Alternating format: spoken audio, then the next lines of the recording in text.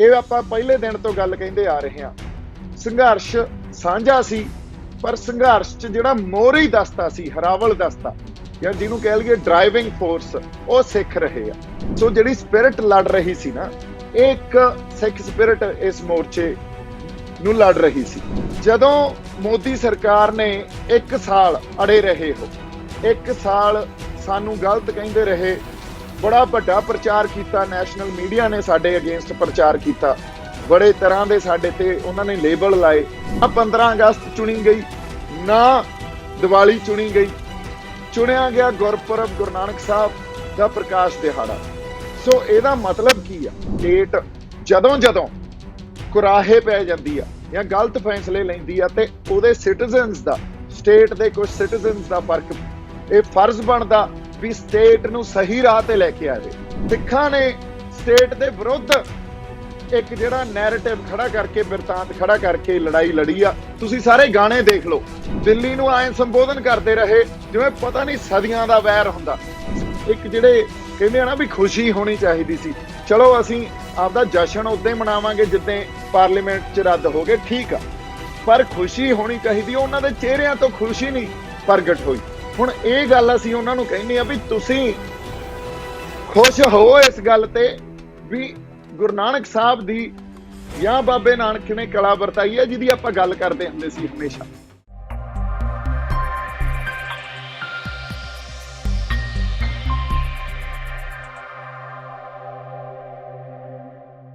ਸਤਿ ਸ਼੍ਰੀ ਅਕਾਲ ਜੀ। ਮੈਂ ਆਸ ਕਰਦਾ ਤੁਸੀਂ ਤੰਦਰੁਸਤ ਹੋਵੋਗੇ, ਠੀਕ ਠਾਕ ਹੋਵੋਗੇ, ਚੜ੍ਹਦੀ ਕਲਾ 'ਚ ਹੋਵੋਗੇ।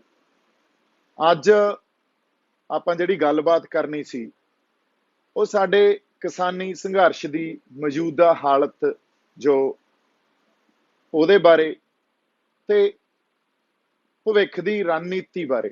ਇਹ 2-3 ਜਿਹੜੇ ਵਿਸ਼ੇ ਆ ਬੜੇ ਇੰਪੋਰਟੈਂਟ ਆ, ਬੜੇ ਖਾਸ ਆ, ਕਿਉਂਕਿ ਸਿਚੁਏਸ਼ਨ ਜਿਹੜੀ ਆ ਉਹ ਬੜੀ ਇਸ ਵੇਲੇ ਸਾਡੇ ਲਈ ਇਤਿਹਾਸਿਕ ਆ, ਆਪਾਂ ਇਹ ਕਹਿ ਸਕਦੇ ਹਾਂ।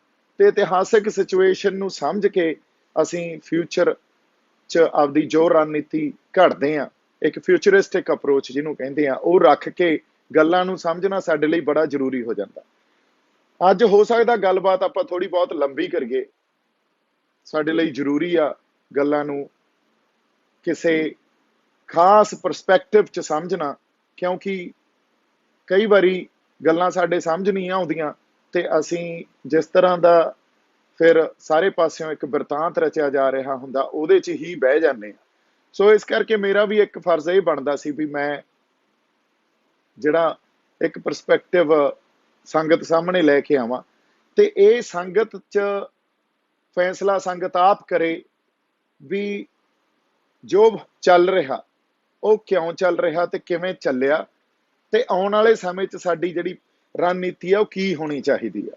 ਸੋ ਇਹ ਕੁਝ ਗੱਲਾਂ ਆਪਾਂ ਇਹਦੇ ਤੇ ਕਰਦੇ ਹਾਂ। ਪਹਿਲੀ ਗੱਲ, ਸੰਘਰਸ਼ ਨੂੰ ਲੈ ਕੇ ਜੋ ਸਰਕਾਰ ਦਾ ਬਿਆਨ ਆਇਆ, ਅੱਜ ਕੈਬਨਿਟ ਨੇ ਇੱਕ ਫਾਰਮਰ ਰਿਪੀਲ ਬਿੱਲ, ਇੱਕ ਲਿਸਟ ਕੱਢੀ ਆ ਜਿਹਦੇ 'ਚ ਫਾਰਮਰ ਰਿਪੀਲ ਬਿੱਲ ਇੰਟਰੋਡਿਊਸ ਕਰ ਰਹੇ ਆ 29 ਤਰੀਕ ਨੂੰ ਐਜ਼ ਆਈਟਮ ਨੰਬਰ 1 ਇਨ ਦਾ ਪਾਰਲੀਮੈਂਟ। ਸੋ ਇਹਦਾ ਮਤਲਬ ਕੈਬਨਿਟ ਨੇ ਅਪਰੂਵ ਕਰਤਾ, ਮੋਰਲੈਸ ਇੱਕ ਐਲਾਨ ਹੋਣਾ ਹੁਣ 29 ਤਰੀਕ ਨੂੰ। ਤੇ ਜਿਹੜੇ ਕਾਨੂੰਨ ਆ, ਇਹ ਜਿਹੜੇ ਫਾਰਮਰ ਲਾਅ ਬਣੇ ਸੀ, ਉਹਨਾਂ ਨੂੰ ਉਹਤੇ ਰਿਪੀਲ ਕਰ ਦੇਣਗੇ। ਤਾਂ ਇਹਦੀ ਸਾਰੀ ਕੌਮ ਨੂੰ, ਸਿੱਖ ਪੰਥ ਨੂੰ, ਗੁਰੂ ਖਾਲਸਾ ਪੰਥ ਨੂੰ, ਕਿਸਾਨ ਜਥੇਬੰਦੀਆਂ ਨੂੰ, ਸਾਡੇ ਸੰਘਰਸ਼ੀ ਬੰਦਿਆਂ ਨੂੰ, ਕਿਸਾਨਾਂ ਨੂੰ, ਸਾਰਿਆਂ ਨੂੰ ਇੱਕ ਸਾਂਝੀ ਜਿਹੜੀ ਇੱਕ ਵਧਾਈ। ਉਹ ਬਹੁਤ ਜ਼ਰੂਰੀ ਆ ਵੀ ਅਸੀਂ ਇਸ ਗੱਲ ਨੂੰ ਸਮਝੀਏ ਵੀ ਕਿਸ ਤਰ੍ਹਾਂ ਅਸੀਂ ਇਹ ਸੰਘਰਸ਼ ਲੜਿਆ। ਦੇਖੋ, ਇਹ ਸਾਰਿਆਂ ਦਾ ਸਾਂਝਾ ਸੰਘਰਸ਼ ਸੀ। ਇਹ ਆਪਾਂ ਪਹਿਲੇ ਦਿਨ ਤੋਂ ਗੱਲ ਕਹਿੰਦੇ ਆ ਰਹੇ ਹਾਂ। ਸੰਘਰਸ਼ ਸਾਂਝਾ ਸੀ, ਪਰ ਸੰਘਰਸ਼ 'ਚ ਜਿਹੜਾ ਮੋਹਰੀ ਦਸਤਾ ਸੀ, ਹਰਾਵਲ ਦਸਤਾ ਜਾਂ ਜਿਹਨੂੰ ਕਹਿ ਲਈਏ ਡਰਾਈਵਿੰਗ ਫੋਰਸ, ਉਹ ਸਿੱਖ ਰਹੇ ਆ। ਇਹ ਗੱਲ ਪ੍ਰਤੱਖ ਹੋ ਗਈ ਵੀ ਮੋਹਰੀ ਦਸਤਾ ਜਾਂ ਡਰਾਈਵਿੰਗ ਫੋਰਸ, ਸਿੱਖ ਸਪਿਰਿਟ ਨਾਲ ਇਹ ਸੰਘਰਸ਼ ਲੜਿਆ ਗਿਆ। ਇਹ ਤੇ ਤੋਂ ਆਪਾਂ ਦੇਖ ਲਈਏ ਵੀ ਜਿੱਦਾਂ ਅਸੀਂ 26 ਨਵੰਬਰ ਨੂੰ 1 ਸਾਲ ਹੋਣ ਵਾਲਾ ਹੋ ਗਿਆ, 2-4 ਦਿਨਾਂ 'ਚ 1 ਸਾਲ ਹੋ ਜਾਣਾ, ਤੁਰੇ ਆ।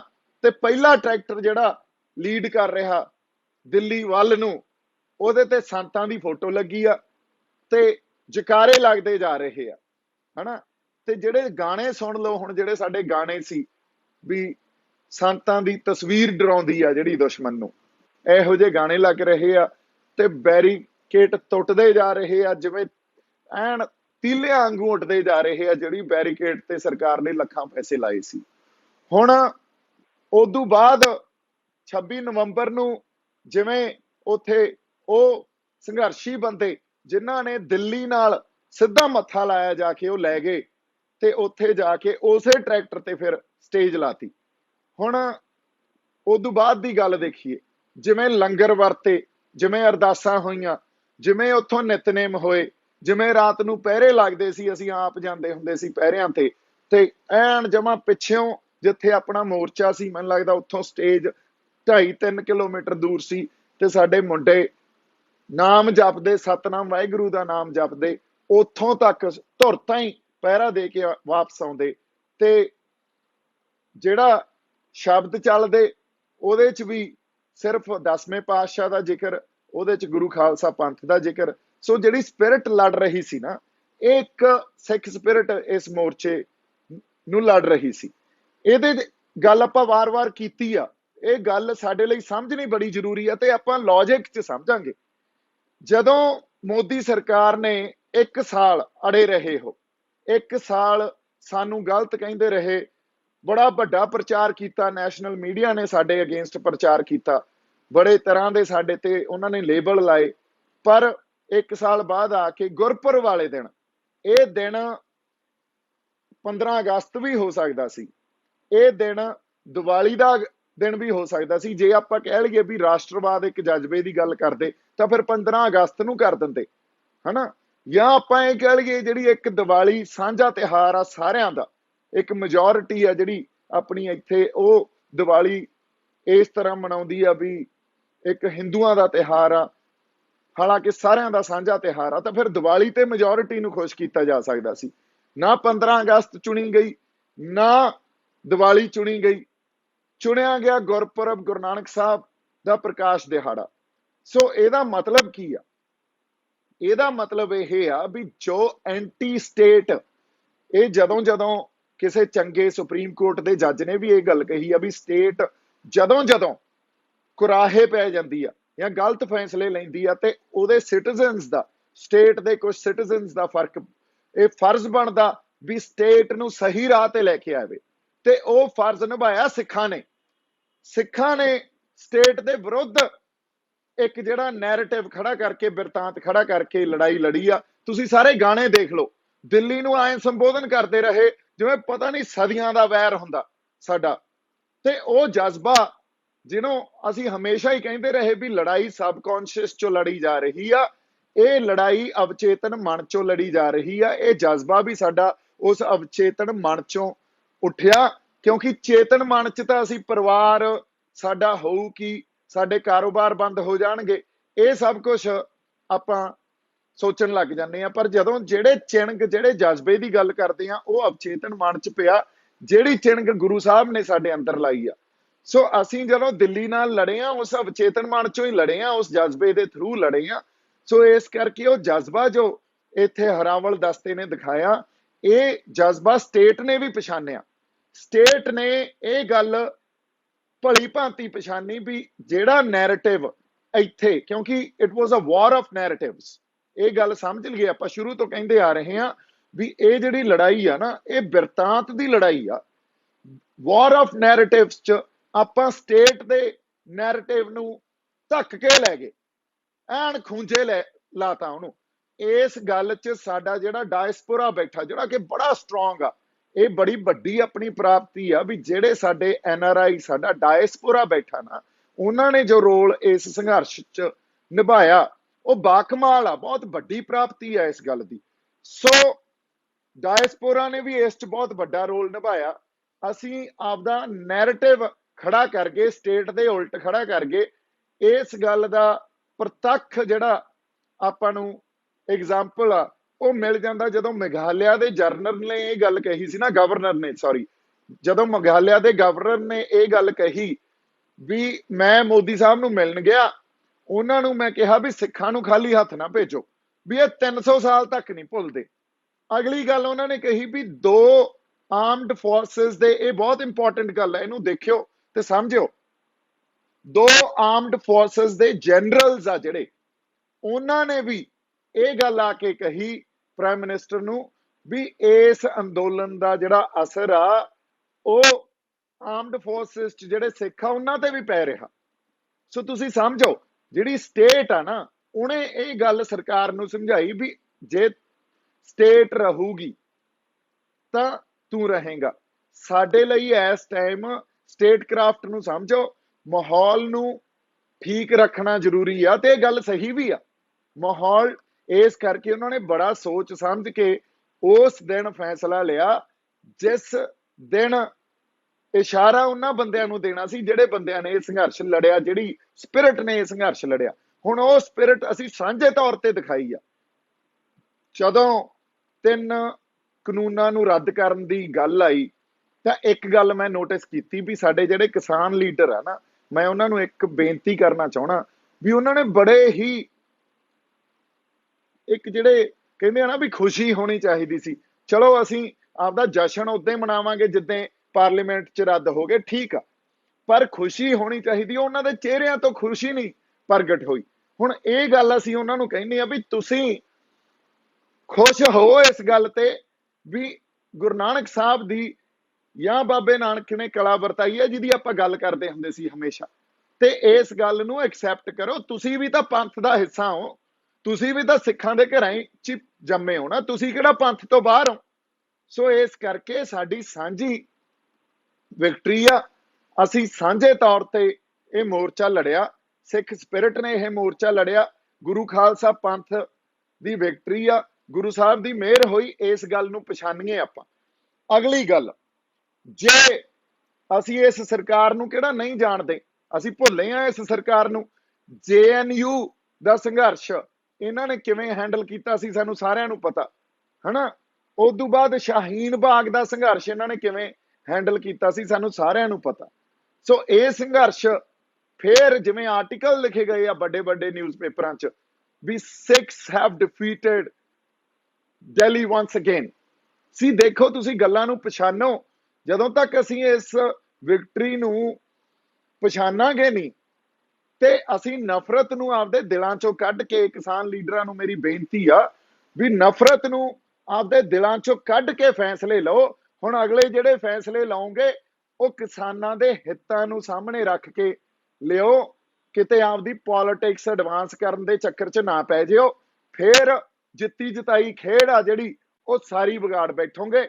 ਸੋ ਇਹ ਤਾਂ ਮੇਰੀ ਬੇਨਤੀ ਆ, ਕਿਉਂਕਿ ਮੇਰੇ ਤੇ ਬੜੇ ਤੁਸੀਂ ਇਲਜ਼ਾਮ ਲਾਉਣੇ ਹੋ। ਜਦੋਂ ਵੀ ਮੈਂ ਕੋਈ ਸਵਾਲ ਕਰਦਾ ਤਾਂ ਜਿਹੜਾ ਵੀ ਮੋਰਚੇ ਨੂੰ ਸਵਾਲ ਕਰਦਾ ਸੀ ਉਹ ਮੋਰਚੇ ਨੂੰ ਦੋ ਫਾੜ ਕਰਨ ਵਾਲੀ ਗੱਲ ਕਰਦਾ ਸੀ। ਇਹ ਇੱਕ ਪਰਸੈਪਸ਼ਨ ਬਣਾਤੀ ਸੀ। ਹੁਣ ਤਾਂ ਅਸੀਂ ਜਿੱਤੇ ਬੈਠੇ ਆ, ਹੁਣ ਤਾਂ ਮੈਂ ਤੁਹਾਨੂੰ ਗੱਲਾਂ ਕਰ ਸਕਦਾ, ਤੁਹਾਨੂੰ ਤੁਹਾਡੇ ਨਾਲ ਰੂਬਰੂ ਹੋ ਸਕਦਾ। ਨਾ ਹੀ ਕ੍ਰੈਡਿਟ ਵਾਰ 'ਚ ਪਿਓ, ਨਾ ਹੀ ਕੋਈ ਆਪਦੀ ਪੋਲੀਟੀਕਲ ਮਾਈਲੇਜ ਲੈਣ ਵਾਸਤੇ ਪੋਲੀਟੀਕਲ ਆਪਦੀ ਜਿਹੜੀ ਜਾਂ ਕਹਿ ਲਈਏ ਰਾਜਸੀ ਜ਼ਮੀਨ ਤਲਾਸ਼ਿਓ। ਸੰਗਤ ਨੇ ਆਪੇ ਨਵਾਜ਼ ਦੇਣੀ ਆ, ਕਿਸੇ ਮਾਈਲੇਜ ਜਾਂ ਕ੍ਰੈਡਿਟ ਵਾਰ ਦੀ ਜ਼ਰੂਰਤ ਨਹੀਂ। ਕਿਸੇ ਤਰ੍ਹਾਂ ਦੀ ਸਾਨੂੰ ਪੋਲੀਟੀਕਲ ਜਿਹੜੀ ਇੱਕ ਆਪਦੀ ਕਹਿ ਲਈਏ ਆਪਾਂ ਵੀ ਅਸੀਂ ਆਪਦੀ ਹਨਾ ਇੱਕ, ਹਾਂਜੀ ਵਿੱਚ ਦੀ ਫੋਨ ਆ ਗਿਆ ਸੀ। ਸੋ ਕਿਸੇ ਪੋਲੀਟੀਕਲ ਜ਼ਮੀਨ ਤਲਾਸ਼ਣ ਦੀ ਜ਼ਰੂਰਤ ਨਹੀਂ। ਜਿਹੜਾ ਵੀ ਕੋਈ ਡੈਸਪਰੇਸ਼ਨ ਦਿਖਾਊਗਾ ਉਹਨੂੰ ਸੰਗਤ ਨੇ ਪਾਸੇ ਕਰ ਦੇਣਾ। ਕੋਈ ਸਾਨੂੰ ਨਾ ਤਾਂ ਕ੍ਰੈਡਿਟ ਲੈਣ ਦੀ ਜ਼ਰੂਰਤ ਆ, ਸਾਡਾ ਸਾਂਝਾ ਮੋਰਚਾ, ਸਾਡੀ ਸਾਂਝੀ ਵਿਕਟਰੀ ਆ। ਅਗਲੀ ਗੱਲ, ਜੋ ਇੱਥੇ ਮੀਡੀਆ ਦਾ ਰੋਲ ਰਿਹਾ, ਨੈਸ਼ਨਲ ਮੀਡੀਆ ਦਾ, ਰਾਈਟ ਵਿੰਗ ਜਾਂ ਪੇਡ ਮੀਡੀਆ ਦਾ ਰੋਲ ਤਾਂ ਬਹੁਤ ਹੀ ਮਾੜਾ ਰਿਹਾ, ਕਿਉਂਕਿ ਉਹਨਾਂ ਨੇ ਸਾਨੂੰ ਜਿਹੜੀ ਇਨਫੋਰਮੇਸ਼ਨ ਆ ਨਾ, ਮੀਡੀਆ ਦਾ ਕੀ ਰੋਲ ਹੁੰਦਾ, ਮੀਡੀਆ ਦਾ ਰੋਲ ਹੁੰਦਾ ਵੀ ਜਿਹੜੇ ਮਸਲੇ ਆ ਉਹਨਾਂ ਦੀ ਜੋ ਇਨਫੋਰਮੇਸ਼ਨ ਆ ਉਹਨਾਂ ਨੂੰ ਹੂਬਹੂ ਲੋਕਾਂ ਤੱਕ ਲੈ ਕੇ ਜਾਈਏ ਤਾਂ ਕਿ ਲੋਕ ਉਹਦਾ ਹੱਲ ਕੱਢ ਸਕਣ ਜਾਂ ਉਹਦਾ ਹੱਲ ਨਿਕਲ ਸਕੇ। ਜਦੋਂ ਕਿਸੇ ਤਰ੍ਹਾਂ ਦੀਆਂ ਮੀਟਿੰਗਸ ਹੋਣ ਉੱਥੇ ਹੱਲ ਨਿਕਲ ਸਕੇ। ਪਰ ਮੀਡੀਆ, ਨੈਸ਼ਨਲ ਮੀਡੀਆ ਨੇ ਐਡਾ ਕੂੜ ਪ੍ਰਚਾਰ ਕੀਤਾ, ਮਿਸ ਇਨਫੋਰਮੇਸ਼ਨ ਸਪਰੈਡ ਕੀਤੀ, ਹਨਾ। ਇੱਕ ਅੰਗਰੇਜ਼ੀ ਦੀ ਕਹਾਵਤ ਆ, it's better to be not informed than misinformed।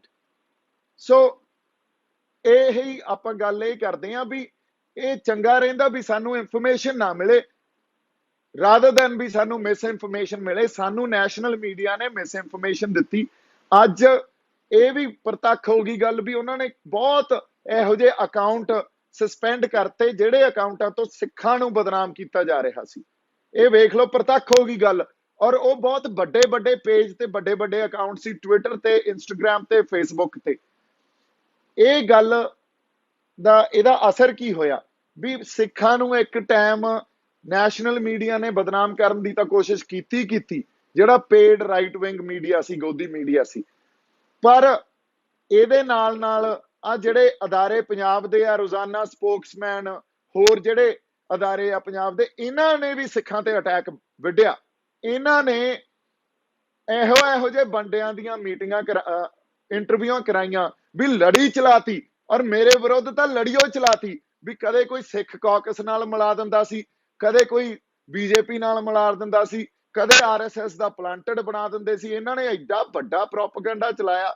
ਇਹਨਾਂ ਨੇ ਫਿਰ ਇੱਕ ਗੱਲ ਹੋਰ ਬਹੁਤ ਵੱਡੀ ਕਹੀ, ਜਿਹੜੀ ਹੁਣ ਕੁਛ ਆਗੂ ਹਜੇ ਤੱਕ ਕਹਿ ਰਹੇ ਆ ਵੀ ਇਹ ਧਰਮ ਦਾ ਅੰਦੋਲਨ ਨਹੀਂ ਆ, ਇਹਨੂੰ ਧਾਰਮਿਕ ਰੰਗਤ ਨਾ ਦਿਓ।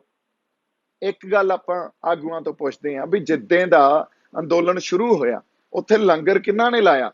ਉੱਥੇ ਨਿਤਨੇਮ ਕੌਣ ਕਰ ਰਿਹਾ? ਉੱਥੇ ਅਰਦਾਸਾਂ ਕੌਣ ਕਰ ਰਿਹਾ? ਸਿੱਖੀ ਨੂੰ ਤੇ ਕਿਸਾਨੀ ਨੂੰ ਤੁਸੀਂ ਵੱਖ-ਵੱਖ ਪੰਜਾਬ ਚੋਂ ਕਿਵੇਂ ਦੇਖ ਸਕਦੇ ਹੋ? ਇਹ ਕਿਵੇਂ ਕੱਢ ਸਕਦੇ ਹੋ? ਕਿਸਾਨੀ ਚੋਂ ਸਿੱਖੀ ਕੱਢ ਲਓਗੇ ਜਾਂ ਸਾਡੇ ਖੂਨ ਚੋਂ ਸਿੱਖੀ ਕੱਢ ਲਓਗੇ? ਸੋ ਧਾਰਮਿਕ ਰੰਗਤ ਨਹੀਂ ਕੋਈ ਦੇ ਰਿਹਾ। ਇਹ ਅੰਦੋਲਨ ਹੀ ਧਰਮ ਦੇ ਜਜ਼ਬੇ ਚੋਂ ਲੜਿਆ ਗਿਆ, ਸਿੱਖ ਸਪਿਰਿਟ ਨਾਲ ਲੜਿਆ ਗਿਆ। ਇਸ ਗੱਲ ਨੂੰ ਪਛਾਣੋ। ਜਿਹੜੀ ਲੜਾਈ ਜਦੋਂ ਤੁਸੀਂ ਜਾਂਦੇ ਸੀ ਨਾ ਮੀਟਿੰਗਾਂ ਕਰਨ ਵਾਸਤੇ ਸਰਕਾਰ ਨਾਲ, ਤੇ ਸਰਕਾਰ ਤੀਜੇ ਕੁ ਦਿਨ ਸੱਦਦੀ ਸੀ ਤੁਹਾਨੂੰ, ਉਹ ਇਸੇ ਕਰਕੇ ਸੱਦਦੀ ਸੀ ਕਿਉਂਕਿ ਜਿਹੜੇ ਪਤੰਦਰ ਖੜ ਗਏ ਸੀ ਉਹ ਸਟੇਟ ਨੂੰ ਚੈਲੰਜ ਕਰਦੇ ਸੀ। ਉਹ ਕਿਸੇ ਇੱਕ ਪੋਲੀਟੀਕਲ ਪਾਰਟੀ ਨੂੰ, ਬੀਜੇਪੀ ਨੂੰ ਜਾਂ ਕਾਂਗਰਸ ਨੂੰ ਚੈਲੰਜ ਨਹੀਂ ਕਰ ਰਹੇ ਸੀ, ਉਹ ਸਟੇਟ ਦੀ ਬਣਤਰ ਨੂੰ, ਸਟੇਟ ਦੇ ਸਟਰਕਚਰ ਨੂੰ ਚੈਲੰਜ ਕਰਦੇ ਸੀ। ਜਦੋਂ ਸਟੇਟ ਦੇ ਸਟਰਕਚਰ ਨੂੰ ਚੈਲੰਜ ਕਰ ਰਹੇ ਆ ਤਾਂ ਸਰਕਾਰ ਤੁਹਾਨੂੰ ਤੀਜੇ ਕੁ ਦਿਨ ਬੁਲਾਉਂਦੀ ਸੀ। 26 ਜਨਵਰੀ ਤੋਂ ਬਾਅਦ ਜਿੱਦਾਂ ਤੁਸੀਂ ਆਪ ਹੀ ਉਹਨਾਂ ਬੰਦਿਆਂ ਨੂੰ ਉੱਥੋਂ ਅੱਖੋਂ ਪਰੋਖੇ ਕਰਤਾ ਤੇ ਉਹਨਾਂ ਨੂੰ ਗਦਾਰ ਐਲਾਨਤਾ, ਤੁਹਾਡੀਆਂ ਉਹ ਮੀਟਿੰਗਾਂ ਵੀ ਬੰਦ ਹੋ ਗਈਆਂ। ਨਹੀਂ, ਤੁਸੀਂ ਆਪਦੀਆਂ ਟਰਮਸ ਤੇ ਜਾ ਕੇ ਜਰਨੈਲਾਂ ਵਾਂਗੂ ਬਹਿ ਕੇ ਉਹਨਾਂ ਨਾਲ ਮੀਟਿੰਗਾਂ ਕਰਦੇ ਸੀ। ਸੋ ਇਹਨੂੰ ਕਿਸੇ ਨੇ ਧਾਰਮਿਕ ਰੰਗਤ ਨਹੀਂ ਦਿੱਤੀ। ਇਹ ਅੰਦੋਲਨ ਹੀ ਸਿੱਖੀ ਸਪਿਰਿਟ ਚੋਂ ਲੜਿਆ ਗਿਆ। ਚਾਹੇ ਉੱਥੇ ਸੇਵਾ ਕੀਤੀ ਆ ਉਹ ਵੀ ਸਿੱਖੀ ਸਪਿਰਿਟ ਚੋਂ, ਜੋ ਬਿਰਤਾਂਤ ਆਪਾਂ ਖੜਾ ਕੀਤਾ ਉਹ ਵੀ ਸਿੱਖੀ ਸਪਿਰਿਟ ਚੋਂ, ਜੋ ਸਾਡੀ ਇੱਥੇ ਡਾਇਸਪੋਰਾ ਨੇ ਬਾਹਰ ਬੈਠ ਕੇ ਰੈਲੀਆਂ ਕੀਤੀਆਂ ਜਾਂ ਉੱਥੋਂ ਇੱਕ ਨੈਰੇਟਿਵ ਖੜਾ ਕੀਤਾ ਉਹ ਵੀ ਸਿੱਖੀ ਸਪਿਰਿਟ ਚੋਂ। ਇਹ ਤਾਂ ਪ੍ਰਤੱਖ ਆ। ਤੁਸੀਂ ਜਿਹੜੀ ਮਰਜ਼ੀ ਵੀਡੀਓ ਕੱਢ ਲਓ, ਜਿਹੜਾ ਮਰਜ਼ੀ ਗਾਣਾ ਕੱਢ ਲਓ, ਸਟੇਜ ਦੀਆਂ ਵੀਡੀਓ ਕੱਢ ਲਓ। ਅੱਜ ਤੁਸੀਂ ਇਹ ਆਪ ਗੱਲ ਮੰਨੋ ਵੀ ਤੁਸੀਂ ਵੀ ਉਸੇ ਪੰਥ ਦਾ ਹਿੱਸਾ ਹੋ, ਤੁਸੀਂ ਇਸ ਪੰਥ ਤੋਂ ਪਾਸੇ ਨਹੀਂ ਹੋ। ਸੋ ਇਹ ਗੱਲਾਂ ਸਾਡੇ ਲਈ ਕਰਨੀਆਂ ਬੜੀਆਂ ਜ਼ਰੂਰੀ ਸੀ। ਅਗਲੀ ਗੱਲ, ਜਿਵੇਂ ਤੁਸੀਂ ਬਾਰ-ਬਾਰ ਇਹ ਗੱਲਾਂ ਲਿਆਉਂਦੇ ਰਹੇ ਨਾ, ਸਾਨੂੰ ਵੀ ਪਤਾ ਸੀ ਵੀ 10 ਦਸੰਬਰ ਆ ਜਿਹੜਾ ਉਹ ਵਰਲਡ ਹਿਊਮਨ ਰਾਈਟਸ ਡੇ ਆ। ਅਸੀਂ ਵੀ ਆਪਦੇ ਬੰਦੀ ਸਿੰਘਾਂ ਦੀ ਗੱਲ ਕਰ ਸਕਦੇ ਸੀ ਉੱਥੇ, ਅਸੀਂ ਕੀਤੀ ਨਹੀਂ ਕੀਤੀ। ਤੁਸੀਂ ਉਹ ਕੋਈ ਆਂਧਰਾ 'ਚ, ਕੋਈ ਕੇਰਲਾ 'ਚ, ਕੋਈ ਹੋਰ ਜਿਹੜੇ ਬੰਦੇ ਕੋਈ ਫੜੇ ਹੋਏ ਆ ਲੈਫਟ ਦੇ, ਵੀ ਉਹਨਾਂ ਨੂੰ ਰਿਹਾ ਕਰੋ। ਅਸੀਂ ਕਦੇ ਇਸ ਗੱਲ ਨੂੰ ਪਾਸੇ ਨਹੀਂ ਲੈ ਕੇ ਗਏ ਵੀ ਇਹ ਕਿਸਾਨੀ ਦੀ ਗੱਲ ਆ, ਸਪਿਰਿਟ ਸਿੱਖੀ ਨਾਲ ਲੜਿਆ ਜਾ ਰਿਹਾ ਅੰਦੋਲਨ, ਇਹ ਤੋਂ ਪਾਸੇ ਨਹੀਂ ਗਏ। ਹੁਣ ਵੀ ਅਸੀਂ ਜਿਹੜੀ ਪੰਥਕ ਬੰਦੇ ਆ ਉਹ ਅੱਜ ਵੀ ਇਹ ਗੱਲ ਕਹਿ ਰਹੇ ਆ ਵੀ 3 ਕਾਨੂੰਨਾਂ ਦੀ ਲੜਾਈ ਸੀ। 3 ਕਾਨੂੰਨਾਂ ਦੀ ਜਿਹੜੀ ਲੜਾਈ ਆ ਉਹ ਗੁਰੂ ਸਾਹਿਬ ਨੇ ਫਤਿਹ ਬਖਸ਼ੀ ਆ ਤੇ ਇਹ ਗੁਰੂ ਖਾਲਸਾ ਪੰਥ ਦੀ ਜਿੱਤ ਹੋਈ ਆ। ਤੁਸੀਂ ਵੀ ਉਸ ਗੁਰੂ ਖਾਲਸਾ ਪੰਥ ਦਾ ਹਿੱਸਾ ਹੋ। ਤੁਸੀਂ ਆ ਕਹਿ ਦਿਓ ਵੀ ਤੁਸੀਂ ਨਹੀਂ ਹੋ, ਤੁਸੀਂ ਪਾਸੇ ਹੋ ਉਸ ਗੁਰੂ ਖਾਲਸਾ ਪੰਥ ਤੋਂ। ਸੋ ਜਿੱਤ ਦਾ ਜਿਹੜਾ ਇੱਕ ਤੁਹਾਡੇ ਚਿਹਰਿਆਂ ਤੇ ਨੂਰ ਹੋਣਾ ਚਾਹੀਦਾ, ਉਹਨੂੰ ਵਾਪਸ ਲੈ ਕੇ ਆਓ। ਇਹਨੂੰ ਹੋਰ ਕਿਸੇ ਗੱਲਾਂ 'ਚ ਨਾ ਫਸਾਓ ਵੀ ਦੇਖੋ ਗੁਰੂ ਨਾਨਕ ਸਾਹਿਬ ਦੇ ਦਿਨ ਤੇ ਇਹ ਐਲਾਨ ਨਹੀਂ ਹੋਣਾ ਚਾਹੀਦਾ ਸੀ। ਇਹ ਗੱਲਾਂ ਕੋਈ ਬਾਹਲੀਆਂ ਚੰਗੀਆਂ ਨਹੀਂ ਆ। ਆਪਦੇ ਅੰਦਰੋਂ ਜਿਹੜੀ ਇੱਕ ਤੁਹਾਡੇ ਵਿੱਚ ਸਿੱਖਾਂ ਪ੍ਰਤੀ ਨਫ਼ਰਤ ਆ ਨਾ, ਉਹਨੂੰ ਪਾਸੇ ਰੱਖ ਕੇ ਫੈਸਲੇ ਲਓ। ਤੁਸੀਂ ਸਹੀ ਫੈਸਲੇ ਲਵੋਗੇ। ਜੇ ਉਹ ਨਫ਼ਰਤ ਆਪਦੀ ਦਿਲਾਂ 'ਚ ਰੱਖ ਕੇ ਫੈਸਲੇ ਲਓਗੇ ਤਾਂ ਤੁਹਾਡੇ ਫੈਸਲੇ ਵੀ ਸਹੀ ਨਹੀਂ ਹੋਣੇ। ਹੁਣ ਇੱਕ ਹੋਰ ਗੱਲ ਜਿਹੜੀ ਆਪਾਂ ਮੀਡੀਆ ਦੀ ਕਰ ਰਹੇ ਸੀ, ਰਾਈਟ ਵਿੰਗ ਮੀਡੀਆ ਨੇ ਤਾਂ ਸਾਨੂੰ ਭੰਡਿਆ ਹੀ ਭੰਡਿਆ ਸੀ। ਉਹ ਫੇਕ ਅਕਾਊਂਟਸ ਨੇ ਜਿਹੜਾ ਸਾਨੂੰ ਬਦਨਾਮ ਕੀਤਾ, ਹਨਾ। ਆ ਜਿਹੜਾ ਸਾਡਾ ਪੰਜਾਬੀ ਮੀਡੀਆ, ਰੋਜ਼ਾਨਾ ਸਪੋਕਸਮੈਨ ਵਰਗੇ ਚੈਨਲ ਆ, ਇਹਨਾਂ ਨੇ ਵੀ ਸਾਨੂੰ ਬੜਾ ਆਈਸੋਲੇਟ ਕੀਤਾ ਤੇ ਸਾਨੂੰ ਬਦਨਾਮ ਕਰਨ ਦੀ ਕੋਸ਼ਿਸ਼ ਕੀਤੀ। ਇਹੋ ਜਿਹੇ ਮੀਡੀਆ ਤੋਂ ਵੀ ਬਚ ਕੇ ਰਹੋ। इस करके ਆਪਾਂ ਇੱਕ ਮੁਹਿੰਮ ਜਿਹੜੀ ਚਲਾਈ ਆ ਨਾ ਹੁਣ ਵੀ ਉਹਦੇ 'ਚ ਰਾਈਟ ਵਿੰਗ ਪੇਡ ਮੀਡੀਆ ਨੂੰ ਬਾਈਕਾਟ ਕਰੋ ਤੇ ਪੰਜਾਬ ਦੇ ਉਸ ਮੀਡੀਆ ਨੂੰ ਜਿਨ੍ਹਾਂ ਨੇ ਸਾਨੂੰ ਬਦਨਾਮ ਕਰਨ ਦੀ ਕੋਸ਼ਿਸ਼ ਕੀਤੀ ਆ ਜਿਵੇਂ ਕਿ ਰੋਜ਼ਾਨਾ ਸਪੋਕਸਮੈਨ ਉਹਨਾਂ ਨੂੰ ਵੀ ਆਪਾਂ ਬਾਈਕਾਟ ਕਰਾਂਗੇ। ਬਾਈ ਜੀ ਤੁਸੀਂ ਅੱਜ ਜਿੰਨੇ ਮਰਜ਼ੀ ਤਕੜੇ ਹੋ, ਜਿੱਡਾ ਮਰਜ਼ੀ ਤੁਹਾਡਾ ਬੇਸ ਹੋਵੇ ਪੰਜਾਬ 'ਚ, ਕਾਂਗਰਸ ਤੁਹਾਨੂੰ ਬੈਕ ਕਰਦੀ ਹੋਵੇ, ਤੁਸੀਂ ਜਮਾਂ ਉਹਨੂੰ ਕਾਂਗਰਸ ਨੂੰ ਪਲੇਟਫਾਰਮ ਦਿੰਦੇ ਹੋ, ਪਰ ਅਸੀਂ ਇਹ ਗੱਲ ਲੈ ਕੇ ਆਉਣੇ ਆ ਵੀ ਸੱਚ ਤੇ ਜੇ ਤੁਸੀਂ ਨਹੀਂ ਖੜਦੇ ਔਰ ਤੁਸੀਂ ਨਹੀਂ ਖੜੇ, ਤੁਸੀਂ ਬੜਾ ਆਪਦੇ ਇੱਕ ਨੈਰੇਟਿਵ ਨੂੰ ਅਕੋਮੋਡੇਟ ਕਰਕੇ ਤੇ ਉਹ ਜਿਹਾ ਇੱਕ ਜਿਹੜਾ ਤੁਸੀਂ ਪ੍ਰੋਪੇਗੈਂਡਾ ਚਲਾਇਆ ਤੇ ਲੈਫਟ ਨੂੰ ਉੱਥੇ ਅਕੋਮੋਡੇਟ ਕੀਤਾ। ਇਸੇ ਤਰ੍ਹਾਂ ਕੁਝ ਨਿਊਜ਼ਪੇਪਰ ਜਿਨ੍ਹਾਂ ਨੇ ਲੈਫਟ ਨੂੰ ਅਕੋਮੋਡੇਟ ਕੀਤਾ। ਇਹ ਜਿਹੜੀ ਗੱਲ ਆ ਨਾ, ਇਹਨਾਂ ਗੱਲਾਂ ਤੋਂ ਤੁਸੀਂ ਆਪਦੇ ਆਪ ਨੂੰ, ਮੇਰੇ ਖਿਆਲ ਨਿਰਪੱਖ ਹੁੰਦਾ ਜਿਹੜਾ ਮੀਡੀਆ ਦਾ ਰੋਲ ਹੁੰਦਾ, ਉਹਨਾਂ ਦਾ ਰੋਲ ਬੜਾ ਨਿਰਪੱਖ ਹੁੰਦਾ। ਉਹ ਦੋਨੇ ਪਾਸਿਆਂ ਦੀ ਜਾਂ ਹਰ ਪਰਸਪੈਕਟਿਵ ਨੂੰ ਹਾਈਲਾਈਟ ਕਰਕੇ ਪੇਸ਼ ਕਰਦੇ ਆ ਤਾਂ ਕਿ ਲੋਕ ਡਿਸਾਈਡ ਕਰ ਸਕਣ। ਲੋਕਾਂ ਨੂੰ ਇਨਫੋਰਮੇਸ਼ਨ ਚਾਹੀਦੀ ਆ, ਲੋਕਾਂ ਨੂੰ ਨਿਊਜ਼ ਚਾਹੀਦੀ ਆ, ਲੋਕਾਂ ਨੂੰ ਵਿਊਜ਼ ਨਹੀਂ ਚਾਹੀਦੇ। ਤੁਸੀਂ ਵਿਊਜ਼ ਦੀ ਗੇਮ ਖੇਡਣ ਲੱਗ ਗਏ। ਹੁਣ ਇਹ ਦੂਜੀ ਗੱਲ, ਅਗਲੀ ਗੱਲ ਜਿਹੜੀ ਆਪਾਂ ਕਰਨੀ ਆ ਵੀ ਸਿੱਖ ਲੀਡਰਸ਼ਿਪ ਨੂੰ ਵੀ ਇਸ ਟਾਈਮ ਗੱਲ ਸਮਝਣੀ ਚਾਹੀਦੀ ਆ ਵੀ ਸਾਡੇ ਕੋਲੇ ਇੱਕ ਗੋਲਡਨ ਅਪੋਰਚੁਨਿਟੀ ਆ ਇਕੱਠੇ ਹੋਣ ਦੀ। ਗੋਲਡਨ ਅਪੋਰਚੁਨਿਟੀ ਉਸ ਅਕਾਲ ਪੁਰਖ ਵਾਹਿਗੁਰੂ ਨੇ ਤੁਹਾਨੂੰ ਦਿੱਤੀ ਆ, ਇੱਕ ਮੰਚ ਤੇ ਆ ਕੇ ਆਪਦੀ ਸਾਰੀ ਲੀਡਰਸ਼ਿਪ ਨੂੰ ਇਕੱਠੇ ਕਰਕੇ ਤੇ ਭਵਿੱਖ ਦੀ ਕੋਈ ਨਾ ਕੋਈ ਰਣਨੀਤੀ ਉਲੀਕਣ ਦੀ, ਭਵਿੱਖ 'ਚ ਕੌਮ ਨੂੰ ਤੁਸੀਂ ਕਿਵੇਂ ਲੀਡ ਕਰਨਾ, ਇਸ ਰਣਨੀਤੀ ਨੂੰ ਉਲੀਕਣ ਦੀ। ਇਸ ਕਰਕੇ ਤੁਸੀਂ ਹੁਣ ਇੱਕ ਸਾਂਝੀ ਕਾਲ ਦਿਓ, ਸਾਰੀ ਲੀਡਰਸ਼ਿਪ ਨੂੰ ਇਕੱਠੇ ਕਰੋ, ਤੁਹਾਨੂੰ ਆਪੇ ਗੁਰੂ ਸਾਹਿਬ ਵਡਿਆਈਆਂ ਬਖਸ਼ਣਗੇ, ਗੁਰੂ ਸਾਹਿਬ ਸਭ ਕੁਝ ਬਖਸ਼ ਦੇਣਗੇ ਜੇ ਤੁਸੀਂ ਸੱਚੀ ਨੀਤ ਤੇ ਸੱਚੇ ਮਨ ਨਾਲ ਤੁਰੇ। ਆਪਾਂ ਤਾਂ ਜਿੱਥੋਂ ਬਹਿ ਕੇ ਬੋਲਣ ਲੱਗੇ ਸੀ ਉੱਥੇ ਬੈਠੇ ਆ, ਉੱਥੇ ਹੀ ਕੋਈ ਕ੍ਰੈਡਿਟ ਨਹੀਂ, ਕਿਸੇ ਤਰ੍ਹਾਂ ਦੀ ਕੋਈ ਰਾਜਨੀਤੀ ਨਹੀਂ, ਕਿਸੇ ਤਰ੍ਹਾਂ ਦੀ ਕੋਈ ਰਾਜਨੀਤਿਕ ਸਪੇਸ ਜਾਂ ਪੋਲੀਟੀਕਲ ਸਪੇਸ ਨਹੀਂ ਚਾਹੀਦੀ। ਗੱਲ ਪਹਿਲੇ ਦਿਨ ਵੀ ਉਹੀ ਕਰ ਰਹੇ ਸੀ ਤੇ ਅੱਜ ਵੀ ਉਹੀ ਕਰ ਰਹੇ ਆ। ਇਸ ਲਈ ਨਫ਼ਰਤਾਂ ਨੂੰ ਦਿਲ ਚੋਂ ਕੱਢ ਕੇ ਸਾਨੂੰ ਸਾਂਝੇ ਤੌਰ ਤੇ ਸਾਡੀ ਜਿੱਤ ਨੂੰ ਮੰਨਣਾ ਚਾਹੀਦਾ।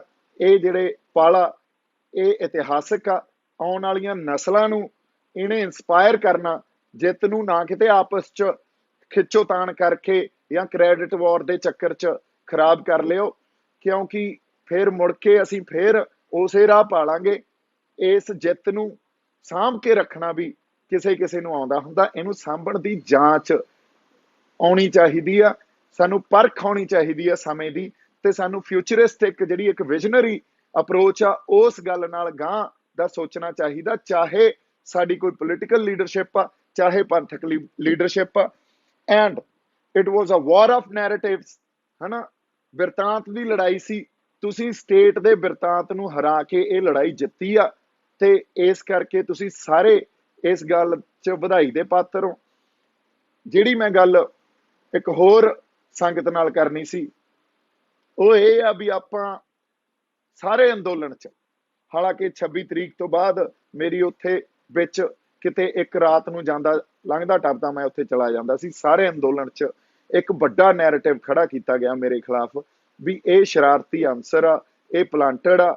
ਮੈਂ ਉੱਥੇ ਉਦੋਂ ਬਾਅਦ ਇਸ ਕਰਕੇ ਆਪਦੀ ਦੂਰੀ ਵੀ ਬਣਾਈ ਰੱਖੀ। ਪਿੰਡਾਂ 'ਚ ਜਾ ਕੇ ਲੋਕਾਂ ਨੂੰ ਇਹ ਕਹੀ ਗਿਆ ਵੀ ਤੁਸੀਂ ਅੰਦੋਲਨ ਨਾਲ ਜੁੜੋ, ਆਪਦੀ ਦੂਰੀ ਬਣਾਈ ਰੱਖੀ, ਕਿਉਂਕਿ ਮੈਂ ਨਹੀਂ ਚਾਹੁੰਦਾ ਸੀ ਵੀ ਕਿਸੇ ਵੀ ਮੌਕੇ ਤੇ ਫੇਰ ਮੇਰੇ ਵੱਲ ਨੂੰ ਸੂਈ ਆ ਜੇ, ਕਿਉਂਕਿ ਬਣਿਆ ਬਣਾਇਆ ਬਿਰਤਾਂਤ ਖੜਾ ਵੀ ਆਹ ਵੇਖੋ ਇਹਨੇ ਕਰਤਾ, ਹਨਾ। ਇਸ ਕਰਕੇ ਮੈਂ ਆਪਦੇ ਆਪ ਨੂੰ ਉੱਥੋਂ ਪਾਸੇ ਰੱਖਿਆ। ਸਾਡੀ ਸਾਰੀ ਟੀਮ, ਚਾਹੇ ਸਾਡੇ ਬਾਬਾ ਤਲਵਾੜਾ ਜੀ ਹੋਣ ਜਾਂ ਗੁਰਮੀਤ ਬਾਈ ਮੋਗੇ ਤੋਂ, ਕੁਲਵੰਤ ਬਾਈ ਭਾਣੇ ਵਰਗੇ, ਮਨਜੀਤ ਆਪਣਾ ਸਰਪੰਚ, ਡਾਕਟਰ ਉਦੋਕੇ ਜਿਹੜਾ ਪਹਿਲੇ ਦਿਨ ਤੋਂ ਜਿੱਦੇ ਸਟੇਜ ਟਰਾਲੀ ਤੇ ਲਾਈ ਆ ਉੱਥੇ ਉਹਦੇ ਨਾਲ ਸੀ, ਜਿਨ੍ਹਾਂ ਨੇ ਬਰਾੜੀ ਜਾਣ ਤੋਂ ਸਾਰਿਆਂ ਨੂੰ ਰੋਕਿਆ। ਇਹਨਾਂ ਸਾਰਿਆਂ ਨੂੰ ਜਿੱਤ 'ਚ ਸ਼ਾਮਲ ਕਰੋ ਬਾਈ, ਵੱਡਾ ਇੱਕ ਦਿਲ ਰੱਖ ਕੇ ਐਮਬਰੇਸ ਕਰੋ ਹੁਣ, ਹਨਾ, ਸਮਾਓ ਆਪਦੇ 'ਚ ਸਾਰਿਆਂ ਨੂੰ, ਇੱਕ ਆਪਦੇ ਬੰਦਿਆਂ ਨੂੰ ਹੁਣ ਪਛਾਣੋ ਤੇ ਅਸੀਂ ਇਹਨਾਂ ਸਾਰਿਆਂ ਨੂੰ ਜਿੱਤ 'ਚ ਸ਼ਾਮਲ ਕਰਕੇ ਸਾਰਿਆਂ ਨੂੰ ਸਨਮਾਨ ਦਈਏ। ਸਾਰੇ ਵਧਾਈ ਦੇ ਪਾਤਰ ਆ। ਇੰਨੀਆਂ ਕੁ ਗੱਲਾਂ ਆਪਾਂ ਕਰਨੀਆਂ ਸੀ। ਮੇਰੇ ਵੱਲੋਂ ਬਹੁਤ ਸਾਰਾ ਪਿਆਰ ਤੇ ਸਤਿਕਾਰ। ਜਿਉਂਦੇ ਵਸਦੇ ਰਹੋ। ਪੰਜਾਬ ਨੇ ਮੋਹਰੀ ਰੂਪ ਆਪਦਾ ਜਿਹੜਾ ਹਰਾਵਲ ਦਸਤਾ ਜਿਹੜਾ ਸਿੱਖੀ ਸਪਿਰਿਟ ਨੇ ਅਦਾ ਕੀਤਾ ਤੇ ਗੁਰੂ ਸਾਹਿਬ ਦੀ ਕਲਾ ਜਿਹੜੀ ਉਹ ਵਰਤੀ ਆ, ਇਸ ਗੱਲ ਨੂੰ ਆਪਾਂ ਪਛਾਣੀਏ। ਬਹੁਤ ਸਾਰਾ ਪਿਆਰ ਤੇ ਸਤਿਕਾਰ। ਵਾਹਿਗੁਰੂ ਜੀ ਕਾ ਖਾਲਸਾ, ਵਾਹਿਗੁਰੂ ਜੀ ਕੀ ਫਤਿਹ।